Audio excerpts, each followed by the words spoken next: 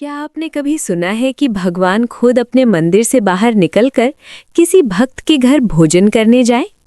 आज की इस अद्भुत कथा में हम जानेंगे एक ऐसी माँ की कहानी जिसके निस्वार्थ प्रेम ने भगवान को भी अपने नियम तोड़ने पर मजबूर कर दिया। ये कहानी है भक्ति, ममता और चमत्कार की, जहाँ खिचड़ी का एक दाना बन गया ईश्वर की लीला का प्रमाण। तो आइए आंखें बंद कीजिए और मन से महसूस कीजिए माँ कर्माबाई और भगवान जगन्नाथ की ये दिव्य कथा। घोर अंधेरा, पुरी का जगन्नाथ मंदिर, रात का सन्नाटा, सिर्फ कुछ दीपकों की टिमटिमाती लौ गर्भगृह की शांति को हल्का सा चीर रही है। मुख्य पुजारी आचार्य राजेंद्र रोज की तरह प्रभु को जगाने के लिए अंदर प्रवेश करते हैं। दीपक की रोशनी भगवान के मुस्कुराते मुख पर पड़ती है, लेकिन आज कुछ अलग है। राजेंद्र जी की नज़र प्रभु के होठों के कोने पर अटक जाती है। एक पीला सा कण। वे करीब जाकर देखते हैं, ये खिचड़ी का दाना है। गालों पर भी हल्के पीले निशान, जैसे किसी बच्चे ने जल्दी जल्दी खाकर हाथ पोंछ लिए हों। राजेंद्र जी का दिल धक से रह जाता है। सुबह सुबह खिचड़ी, जबकि खिचड़ी का भोग तो शाम को लगता है और गर्भगृह में प्रवेश की अनुमति सिर्फ उन्हें है। तो फिर ये अपवित्रता है या कोई चमत्कार? राज दरबार में हलचल। राजा गजपति के सामने राजेंद्र जी कांपती आवाज में सब बताते हैं। महाराज, आज प्रभु के मुख पर खिचड़ी के कण थे। पूरा दरबार स्तब्ध। राजा की आंखों में चिंता और कौतूहल दोनों। आज से मंदिर की सुरक्षा दुगनी कर दी जाए। यदि ये लीला है तो हमें सत्य जानना होगा। एक साधारण झोपड़ी में छुपा रहस्य।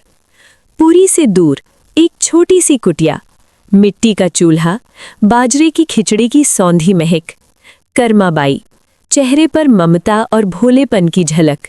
वो प्रेम से खिचड़ी बना रही हैं। एक साधु वहां से गुजरते हैं। बिना स्नान किए भगवान के लिए भोग, ये शास्त्र विरुद्ध है।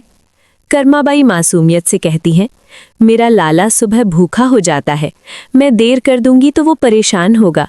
साधु कठोर स्वर में नियम समझाकर चले जाते हैं। कर्मा चुप हो जाती है। तभी एक 7-8 साल का नटखट बालक दौड़ता हुआ आता है। माँ, भूख लगी है, खिचड़ी बनी?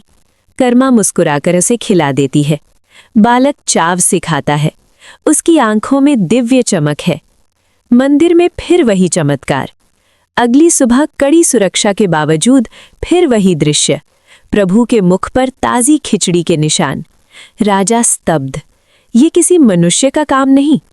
उस रात राजा को स्वप्न आता है। स्वयं भगवान जगन्नाथ प्रकट होते हैं, लेकिन चेहरा उदास। राजा, मेरी एक माँ है, कर्मा। वो रोज मुझे खिचड़ी खिलाती थी, लेकिन किसी ने उसे नियमों में उलझा दिया। अब वो स्नान ध्यान में देर करती है। मुझे बहुत भूख लगती है तो जल्दी जल्दी खाकर तुम्हारे मंदिर आना पड़ता है, इसलिए मेरे मुख पर दाग रह जाते हैं। राजा की नींद टूट जाती है। उनकी आंखें नम हैं। सत्य का खुलासा। राजा स्वयं कर्माबाई की कुटिया पहुंचते हैं। वे देख रहे हैं, कर्मा गीले बालों में जल्दी जल्दी भोग बना रही है। बाहर वही बालक इंतजार कर रहा है। माँ, जल्दी करो। राजा समझ जाते हैं, ये कोई साधारण बालक नहीं। साधु भी आ पहुंचते हैं। उन्हें अपनी भूल का एहसास होता है। मैंने शास्त्र पढ़े पर प्रेम का मर्म नहीं समझ पाया। कर्माबाई मुस्कुराती हैं। मेरा लाला नियम नहीं, माँ का प्यार समझता है। अंतिम मिलन। समय बीतता है। कर्माबाई वृद्ध हो जाती हैं। कमजोर शरीर, धीमी सांसें। वही बालक उनके पास बैठा है। माँ, अब तुम्हें कुछ बनाने की जरूरत नहीं। आज मैं तुम्हें अपने साथ ले जाने आया हूँ। कर्माबाई मुस्कुराती हैं और शांत हो जाती हैं। मंदिर में अद्भुत घटना। उसी समय जगन्नाथ मंदिर में कोहराम। पत्थर की मूर्ति की आंखों से आंसू बह रहे हैं। भगवान रो रहे हैं।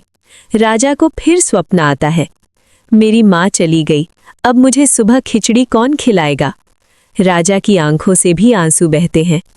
परंपरा की शुरुआत। अगले दिन राजा घोषणा करते हैं, आज से 56 भोग से पहले सबसे पहला भोग बाजरे की खिचड़ी कर्माबाई के नाम से चढ़ेगा। ताकि मेरे प्रभु को कभी ये न लगे कि उनकी माँ उन्हें छोड़कर चली गई। और आज भी पुरी में हर सुबह भगवान जगन्नाथ अपनी माँ की खिचड़ी के लिए प्रतीक्षा करते हैं।